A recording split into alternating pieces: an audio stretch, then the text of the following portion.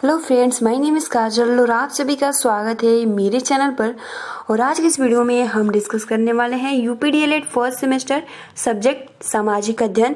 जी हाँ फ्रेंड, जैसे कि आप सभी को बता दें कि हमने कल डिस्कस किया था कि इतिहास का अर्थ क्या है, इतिहास की परिभाषा क्या है, इतिहास के जानने के स्रोत क्या हैं, ठीक है, जिसमें हमने बहुत ही महत्वपूर्ण पॉइंट डिस्कस किए थे। ऐतिहासिक, अनैतिहासिक, जिसमें हमने अनैतिहासिक ग्रंथ डिस्कस किया था, ऐतिहासिक ग्रंथ डिस्कस किया था, ठीक है।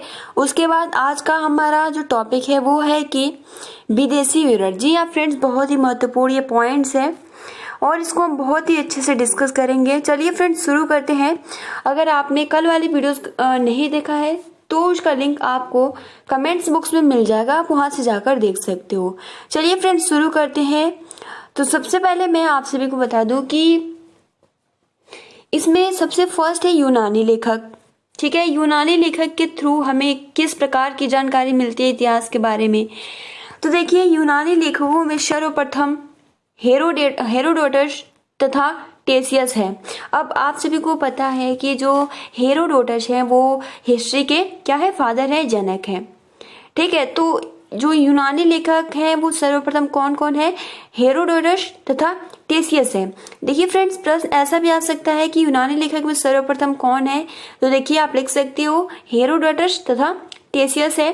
हेरोडोटस ने 5वीं शताब्दी में इस पूर्व भारत का तथा भारत राज्य के संबंध में लिखा था। टेसियस जो था वो एक डॉक्टर था तथा उसे यात्रियों द्वारा प्राप्त आश्चर्यजनक कहानियों की संग्रह करने का बड़ा चाव था। इसी क्रम में यूनानी लेखक मेगास्थनीज सिल्यूकस का राजदूत था, ठीक है, और वह चंद्रगुप्त मौर्य के दरबार में आया था। मेगास्थनीज ने अपनी प्रसिद्ध पुस्तक, आप सभी को पता है कि उसकी प्रसिद्ध पुस्तक क्या है, आप कमेंट्स बॉक्स में बता सकते हो, ठीक है।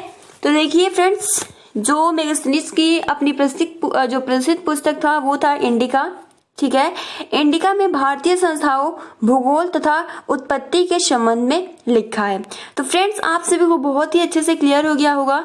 सबसे पहले तो आपका यूनानी लेखक आ जाता है, ठीक है, और यूनानी लेखक में आपका सबसे पहले दो ही आ जाते हैं, पहला तो हेरोडोटस और दूसरा टेसियस, ठीक है। उसके बाद जो आता है इसी क्रम में जो आता है वो आता है मेगास्थनीज, ठीक है, जो चंद्रगुप्त मौर्य के काल में आया था। मेगास्थनीज जिसने प्रसिद्ध चंद्रगुप्त मौर्य के दरबार में और अपनी प्रसिद्ध पुस्तक में लिखा था, ठीक है, और बहुत ही उससे रिलेटेड हमें महत्वपूर्ण जानकारी मिलती है, ठीक है। तो ये क्लियर हो गया यूनानी लेखक। अब देखिए उसके बाद है चीनी लेखक। तो चीनी लेखक क्या है इसके बारे में हम जानते हैं। देखिए फ्रेंड, चीनी लेखक, चीन का भारत से प्राचीन काल से ही व्यापारिक तथा सांस्कृतिक संबंध रहा है, लेकिन अभी अगर हम वर्तमान में बात करें तो चीन से कभी मित्रता आप मतलब कर ही नहीं सकते हैं, ठीक है। चीन एक ऐसा देश है, तो यही यहाँ कह रहा है कि चीन का भारत के साथ जो प्राचीन काल से व्यापारिक और सांस्कृतिक संबंध रहा है ना।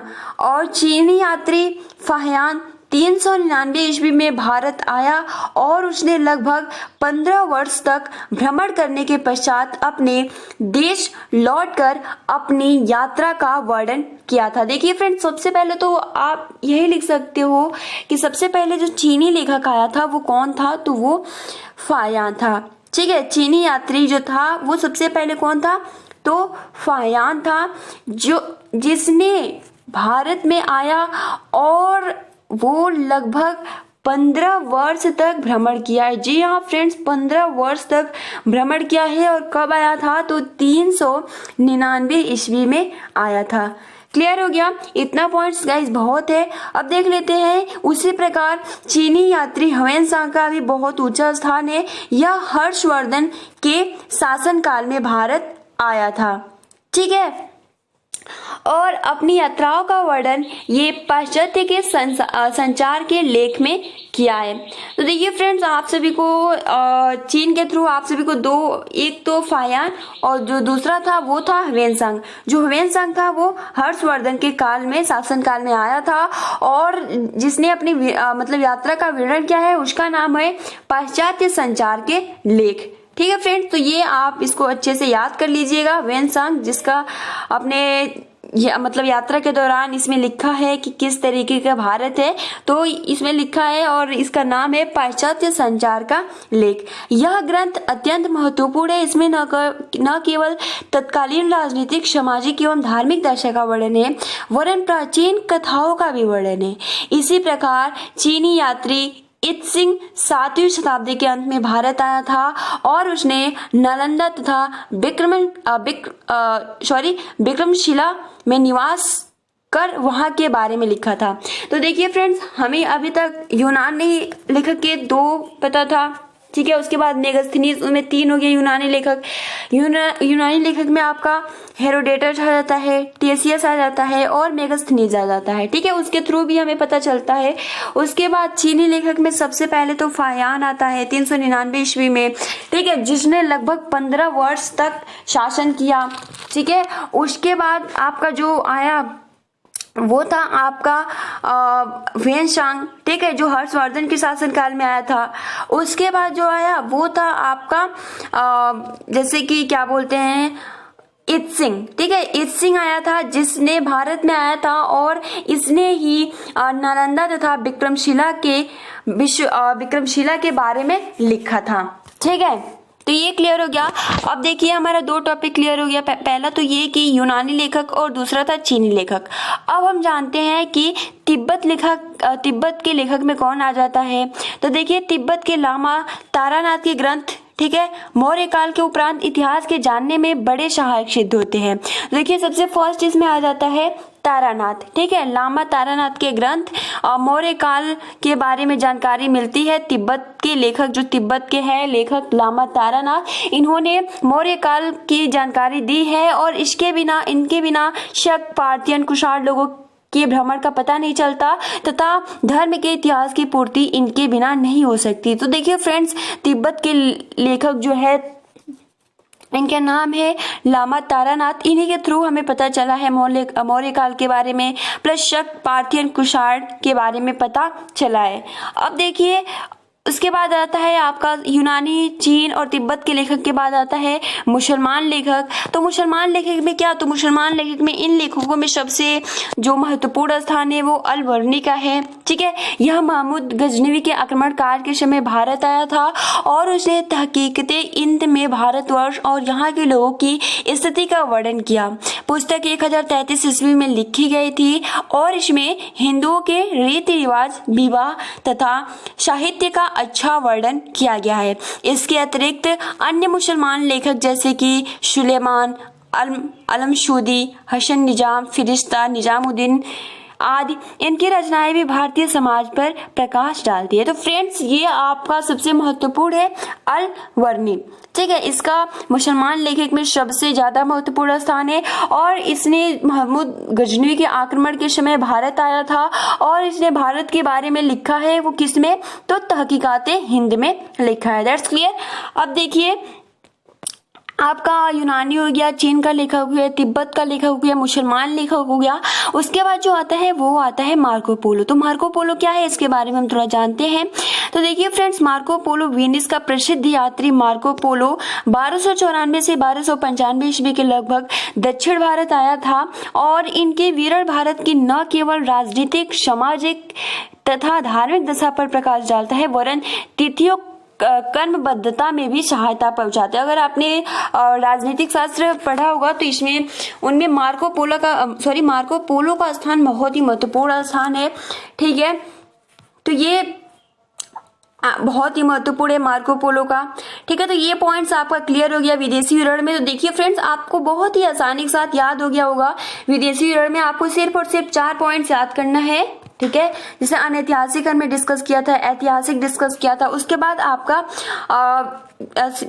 विदेशी विवरण आता है जिसमें सबसे पहला आपका यूनानी लेखक आता है, ठीक है। यूनानी लेखक में सबसे पहले हेरोडेटस, टेशियस, उसके बाद मेगास्थनीज। उसी तरह से चीनी में सबसे पहले आपका फायान, फिर आपका वेनसांग आता है, फिर इत्सिंग आता है, ठीक है। तिब्बत के लेख में तारानाथ, इस तरीके से आते हैं, ठीक है। और उसके बाद आपका जो एक और पॉइंट्स था वो था आपका मुसलमान लेखक। तो मुसलमान लेखक में सबसे पहले अल-वर्नी आ जाते हैं और उसके बाद मार्को पोलो के थ्रू हमें बहुत ही राजनीतिक के बारे में, प्लस उनके बारे में दक्षिण भारत से आया था जो मार्को पोलो था, ठीक है, और वो वेनिस का प्रसिद्ध यात्री था, ठीक। तो इसके थ्रू भी हमें पता चलता है। तो फ्रेंड्स आपको बहुत ही आसानी के साथ ये 4 पॉइंट बहुत ही महत्वपूर्ण है। विदेशी विवरण बार बार एग्जाम में प्रश्न पूछ लिया जाता है कि विदेशी विवरण क्या है, कौन है, इसके थ्रू इतिहास के बारे में हमें क्या जानकारी मिलती है। तो 100% अगर आप 1 से 2 लाइन भी लिखेंगे ना हर एक के बारे में, तो आप बहुत ही आसानी के साथ लिख सकते हो और आपका 2 नंबर ही होता है, तो ज्यादा लिखने की आवश्यकता नहीं है। अब फ्रेंड्स हम जानते हैं अभिलेख क्या है ना। अभिलेख से हमें किस तरीके से इतिहास के बारे में जानकारी मिलती है, तो इसके बारे में हम थोड़ा डिस्कस करते हैं।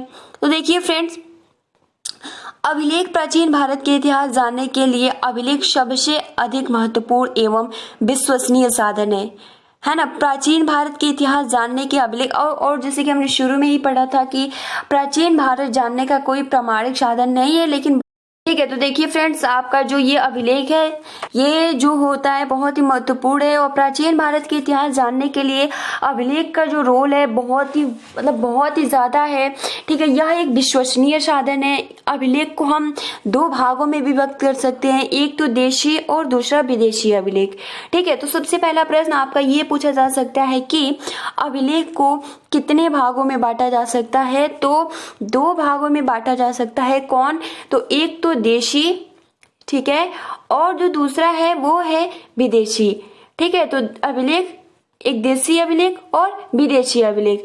देखिए अब फिर से अगर हम बात करें तो देशी अभिलेख को हम फिर से 2 भागों में बांट सकते हैं, ठीक है। वो कौन सा? तो देखिए देशी अभिलेख को एक तो अशोक का अभिलेख और दूसरा अशोक के बाद का अभिलेख। तो ये कुछ याद करने वाली बहुत ही महत्वपूर्ण बातें हैं, ठीक है। तो चलिए फ्रेंड्स हम जानते हैं, जैसे कि आप यहाँ देख सकते हो क्या लिखा है कि यथा देशी एवं विदेशी अभिलेख। देशी अभिलेख को पुनः 2 भागों में विभक्त कर सकते हैं, अशोक के अभिलेख और अशोक के बाद के अभिलेख। अब जानते हैं कि हम अशोक का अभिलेख क्या है, क्योंकि डिवाइड किया गया है तो कुछ अंतर पाया ही जाता होगा, है ना। तो इसीलिए अशोक का अभिलेख क्या है और अशोक के बाद का अभिलेख क्या है, इसके बारे में हम थोड़ा जानते हैं। तो फ्रेंड्स आप यहाँ देख सकते हो कि अशोक ने संपूर्ण राज्य में शिलाओं तथा स्तंभों पर लेख लिखवाए थे। जो अशोक थे वो संपूर्ण राज्य में शिलाओं तथा स्तंभों पर लेख लिखवाए थे। उसके थ्रू भी हमें जानकारी मिलती थी और ये लेख राजयज्ञों, घोषणाओं के रूप में पाए जाते हैं और यह लेख अशोक के जीवन एवं व्यक्तित्व पर प्रकाश डालते हैं, ठीक है, और तत्कालीन इतिहास जानने में सहायक है और यह खरोष्टी एवं ब्राह्मी लिपि में लिखे गए हैं, ठीक है फ्रेंड्स। तो आप यहाँ देख सकते हो इसके थ्रू हमें बहुत ही महत्वपूर्ण जानकारी मिल सकती है। सबसे पहले तो यहाँ यही कहा जा रहा है कि जो ये लेख है, जो अशोक है वो शिलाओं तथा स्तंभों पर लेख लिखवाते थे और ये लेख जो होता है वो राज्यों, घोषणाओं के रूप में पाए जाते हैं, ठीक है, और ये लेख अशोक के जीवन एवं व्यक्तित्व पर प्रकाश डालते हैं और ये तत्कालीन इतिहास के जानने में सहायक है। और आप देख सकते हो इसके थ्रू हमें पता चलता है कि ब्राह्मी लिपि यानी ब्राह्मी लिपि का यहाँ वहाँ प्रयोग होता होगा, इसलिए ब्राह्मी लिपि में भी लिखा गया था, ठीक है। अब यहाँ देखिए खरोष्टी लिपि में दाएं से बाएं लिखा जाता है और ब्राह्मी लिपि में बाएं से दाएं और लिखा जाता है। जैसे कि जो खरोष्टी लिपि होता है वो इस साइड से लिखा जाता है, जैसे कि हम लोग इस लेफ्ट से लिखते हैं ना इस तरीके से, तो लेकिन जो खरोष्टी लिपि होता है वो इस तरीके से लिखा जाता है और जो ब्राह्मी लिपि होता है वो बाएं से दाएं, यानी खरोष्टी एवं ब्राह्मी दोनों में ही लिखे गए थे। अब देखिए फ्रेंड्स, हमें अशोक के अभिलेख के थ्रू तो हमें पता चल गया कि अशोक के अभिलेख क्या है, ठीक है। तो उसके बाद हम जानते हैं कि अशोक के बाद के अभिलेख क्या हैं। तो देखिए फ्रेंड्स, अशोक के बाद के अभिलेख को हम 2 भागों में विभक्त कर सकते हैं, एक तो सरकारी, दूसरा गैर सरकारी। देखिए आपको सबसे पहले तो ये जो बांटा गया है भागों, डिवाइड में किया गया, ये सबसे पहले याद हो जाएगा। तो सबसे पहले आपको आसानी से याद हो। देखिए सबसे पहले तो हम बात करें अगर कि अभिलेख क्या, तो देखिए अभिलेख जो है वो इतिहास को जानने में एक बहुत ही विश्वसनीय साधन है। अभिलेख को हम 2 भागों में बांट सकते हैं, एक तो देशी अभिलेख और दूसरा विदेशी अभिलेख, ठीक है, विदेशी अभिलेख। अब देशी अभिलेख को दो भागों में बांटा जाता है, वो कौन? तो देखिए इसमें आपका एक तो है अशोक का अभिलेख और दूसरा होता है अशोक के बाद का अभिलेख। लेकिन गाइस अशोक के बाद का अभिलेख भी दो भागों में बांट दिया जाता है, वो कैसे? एक तो सरकारी और दूसरा गैर सरकारी। ठीक है, तो अभी आप ये पॉइंट याद करिए। अभी देखते हैं विदेशी अभिलेख में क्या उसमें डिवाइड किया गया है, नहीं तो ये बहुत ही महत्वपूर्ण पॉइंट है, आप इसको अच्छे से देख लीजिएगा। तो देखिए फ्रेंड्स, अशोक के बाद के अभिलेख को दो भागों में बांटा गया, जिसको गैर और सरकारी। ठीक है, गैर सरकारी और सरकारी। सरकारी लेख जो था प्रधानतः प्रशस्तियों, मतलब जो वहाँ के राजा थे उनको प्रशस्तियों अथवा भूमिदानों के रूप में पाए जाते हैं, और प्रशस्तियां राज कवियों द्वारा सम्राटों की प्रशंसा में लिखी गई हैं। ठीक है, लेकिन जो गैर सरकारी लेखों की संख्या सरकारी लेखों से कहीं अधिक है।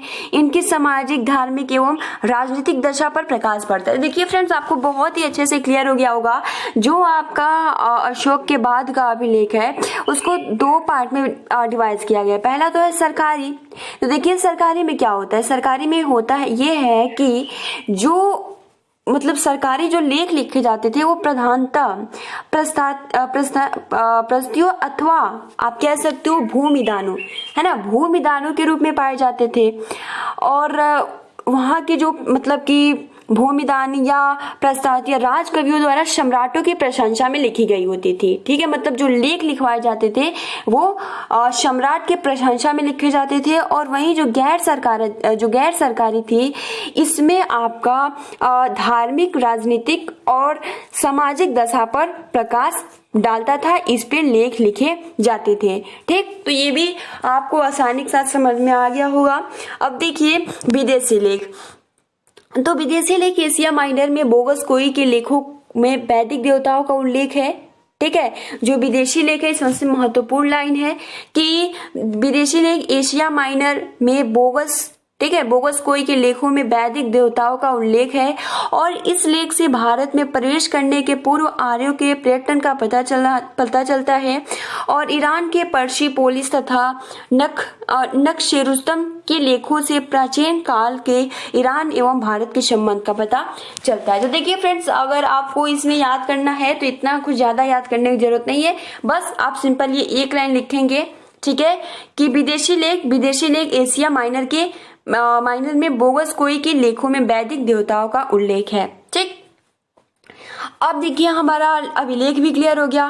आपके एग्जाम में हर बार प्रश्न पूछा जाता है अभिलेख से रिलेटेड, वो चाहे तो अशोक का अभिलेख पूछ ले, अशोक के बाद का अभिलेख पूछ ले, विदेशी लेख पूछ ले, देशी लेख क्या है, विदेशी अभिलेख क्या है। ठीक, तो अगर आपको इससे बहुत ही अच्छी जानकारी हो गई, हमने डिस्कस किया अभिलेख क्या है, तो फ्रेंड्स आप लिख सकते हो कि जो अभिलेख होता है वो इतिहास जानने का एक बहुत ही महत्वपूर्ण और विश्वसनीय साधन है। अभिलेख को हम दो भागों में विभक्त कर सकते हैं, एक तो देशी, दूसरा विदेशी अभिलेख। अब देखिए हम देशी अभिलेख को भी दो भागों में विभक्त कर सकते हैं। फर्स्ट ये कि अशोक का अभिलेख और दूसरा अशोक के बाद का अभिलेख। जो अशोक का अभिलेख होता है उसमें शिलाओं तथा स्तंभों पर लेख लिखे जाते थे। ठीक है, और जो उसमें लेख लिखे जाते थे वो खरोष्टी एवं ब्राह्मी लिपि में लिखे गए होते। जो खरोष्टी लिपि होता है वो दाएं से बाएं लिखा जाता है, और जो ब्राह्मी लिपि होता है वो बाएं से दाएं लिखा होता है। अब देखिए अशोक के बाद का अभिलेख हमने डिस्कस किया, तो अशोक के बाद का जो अभिलेख होता है उसको भी दो भागों में विभक्त किया जाता है। उसमें क्या, तो एक होता है सरकारी और दूसरा होता है गैर सरकारी। जो सरकारी होता है उसमें जो लिखा जाता है उसमें प्रशस्तियों और भूमिदानों के रूप में पाए जाते हैं, और जो प्रशस्तियां यानी जो कवियों के द्वारा सम्राट के प्रशंसा के रूप में, मतलब उनके प्रशंसा के बारे में उनके पर लेख लिखा जाता है। और जो गैर सरकारी होता है वो जो होता है उसमें सामाजिक, राजनीतिक दशा पर प्रकाश डाला जाता है। तो ये हो जाता है अशोक के बाद का अभिलेख। अब देखिए फ्रेंड्स, विदेशी लेख में, तो विदेशी लेख में मैंने आप सभी को बताया, बस एक लाइन आपको याद रखना है कि विदेशी लेख में एशिया माइनर में बोगस कोई के लेखों में वैदिक देवताओं का उल्लेख मिलता है। तो फ्रेंड्स आप देख सकते हो मैंने बहुत ही कम शब्दों में आप सभी को लेख की जानकारी बहुत ही शॉर्ट तरीके में दे दी, और आप सभी को बहुत ही आसानी के साथ समझ में आ गया होगा। ठीक है फ्रेंड्स, अब हम जानते हैं मुद्रा के बारे में। मुद्रा से हमें किस तरीके से इतिहास के बारे में जानकारी मिलती है। ठीक है, तो चलिए फ्रेंड्स हम इसको भी बहुत ही अच्छे से डिस्कस कर लेंगे। तो प्राचीन भारत के इतिहास का ज्ञान प्राप्त करने में मुद्राओं का जो स्थान है बहुत ही महत्वपूर्ण और इससे बहुत ही हेल्प मिलती है। इन मुद्राओं का वर्गीकरण हम निम्नलिखित रूप से कर सकते हैं। देखिए, फर्स्ट है प्राचीन मुद्राएं, सेकंड यूनानियों की मुद्राएं, थर्ड है सीथियन तथा पार्थियन मुद्राएं, फोर्थ है भारतीय राजाओं की मुद्राएं। अब इसके बारे में हम पॉइंट टू पॉइंट डिस्कस कर लेते हैं। ठीक है फ्रेंड्स, तो देखिए प्राचीन मुद्राएं क्या है। ठीक, तो प्राचीन मुद्राएं प्राचीन काल की मुद्राओं में प्रायः चित्र अथवा चिन्ह होते हैं। ठीक है, प्रश्न ऐसा आ सकता है कि प्राचीन मुद्राएं क्या हैं, तो आप लिख सकते हो कि जो प्राचीन काल की मुद्राएं हैं उसमें प्राय चित्र और चिन्ह होते हैं। इन मुद्राओं का केवल धार्मिक एवं कलात्मक महत्व है, इसमें राजनीतिक तथ्यों का बोध नहीं होता, क्योंकि केवल चित्र और चिन्ह होता है तो इससे हमें पता नहीं चलता है। ठीक है, तो ये आपका प्राचीन मुद्राएं हो गया। दूसरा है यूनानी मुद्राएं। तो यूनानियों के आक्रमण के बाद जो मुद्राएं निकली उनसे सम्राटों के नाम ज्ञात होते हैं। ठीक है, कला की दृष्टि से इन मुद्राओं का बहुत महत्व है। लगभग 30 यूनानी सम्राटों का साम्राज्यों का परिचय इस मुद्राओं से मिलता है और इन्होंने लगभग 200 वर्षों तक, क्योंकि जो मुद्रा होता है उस पर उनका नाम लिखा होता है और कब से किस वर्ष ये सब कुछ लिखा होता है, तो ये यूनानी में पता चलता है। ठीक है, तो इसके थ्रू हमें सम्राटों का नाम, कला का महत्व इसके यूनान की मुद्राओं से पता चल जाता है। फिर आता है सीथियन तथा पार्थियन मुद्राएं। तो इससे हमें क्या पता चलता है, तो सीथियन और मुद्राएं से हमें यूनानियों की मुद्राओं का अनुकरण, सीथियन, ठीक है, मतलब इसका अनुकरण, यूनानियों का मुद्राओं का हम अनुकरण करते हैं। सीथियन तथा पार्थियन आक्रमणकारियों ने भी किया। कलात्मक दृष्टि से यह उतनी अच्छी नहीं थी, परंतु इनका ऐतिहासिक महत्व कम नहीं है। मौर्य साम्राज्य के बाद जो यूनानी शक एवं पार्थियन भारत है, इनके इतिहास का ज्ञान हमें केवल मुद्राओं से ही प्राप्त होता है। ठीक है, यानी जो सीथियन और पार्थियन है, हमें जो मौर्य साम्राज्य के बाद जो यूनानी शक, पार्थियन आए, हमें इसी मुद्रा के थ्रू ही पता चलता है। अब देखिए भारतीय राजाओं की मुद्राएं कैसी थी। तो भारतीय राजाओं ने भी मुद्राएं चलाई थी जो कि नृपतंत्रात्मक एवं लोकतंत्रात्मक दोनों ही प्रकार के राज्यों के इतिहास जानने में सहायक सिद्ध होती थी। मालय, योध्या, पंचाल के मित्र राजाओं के इतिहास के प्रधान साधन मुद्राएं ही है और दक्षिण के सातवाहन राजाओं के इतिहास के संशोधन तथा परिवर्धन में मुद्राओं में बड़ी सहायता मिलती है। तो फ्रेंड्स आप बस इतना लिख सकते हो कि भारतीय राजाओं की मुद्राएं क्या है, राजाओं की मुद्राएं क्या है। तो भारतीय राजाओं ने भी मुद्राएं चलाई थी जो कि नृपतंत्रात्मक एवं लोकतंत्रात्मक था। ठीक है, जो कि राज्यों के इतिहास जानने में बहुत ही सहायक सिद्ध होती है। इसके थ्रू हमें पंचाल के मित्र, इसके बारे में हमें पता चलता है। ठीक, तो ये आपका मुद्रा हो गया। मुद्रा में आपका प्राचीन मुद्रा है, यूनानी की मुद्रा है, सीथियन तथा पार्थियन मुद्रा है, भारतीय राजाओं की मुद्रा है। ठीक है, आपका जो प्राचीन मुद्राएं होता है, अगर हम कम शब्दों में आप सभी को बता दें, जो प्राचीन की मुद्राएं होता है उसमें चित्र और चिन्ह होते हैं, उसमें कलात्मक का महत्व होता है, कला का महत्व है और इससे मतलब राजनीतिक का उतना मतलब इसमें स्थान इससे पता नहीं चलता है। दूसरा होता है यूनानी की मुद्राएं। तो जो यूनानियों का मुद्राएं होता है उन पे सम्राटों का नाम लिखा होता था, प्लस उनका वर्ष की कब तक कब शासन किए, ये हमें यूनानियों को मुद्राएं से पता चलता है। जो सीथियन था, ये जो थे यूनानियों का अनुकरण करते थे। ठीक है, उसी के थ्रू ये मतलब देखने में उतना अच्छा नहीं लगता था, लेकिन फिर भी हाँ मतलब इतिहास में इनका बहुत ही महत्वपूर्ण स्थान है। इनके थ्रू ही, इनके मुद्रा के थ्रू ही हमें मौर्य काल, ठीक है, यूनानी शक, इसके थ्रू ही हमें पता चलता है। फिर आपका जो होता है भारतीय राजाओं की मुद्राएं। तो भारतीय राजाओं ने भी मुद्राएं चलाई थी जो कि लोकतंत्रात्मक, नृपतंत्रात्मक थी। ठीक है, तो ये आपका मुद्रा भी क्लियर हो गया। अब देखिए स्मारक की अगर हम बात करें तो स्मारक चिन्ह को हम दो भागों में विभक्त कर सकते हैं, एक तो देशी और दूसरा विदेशी।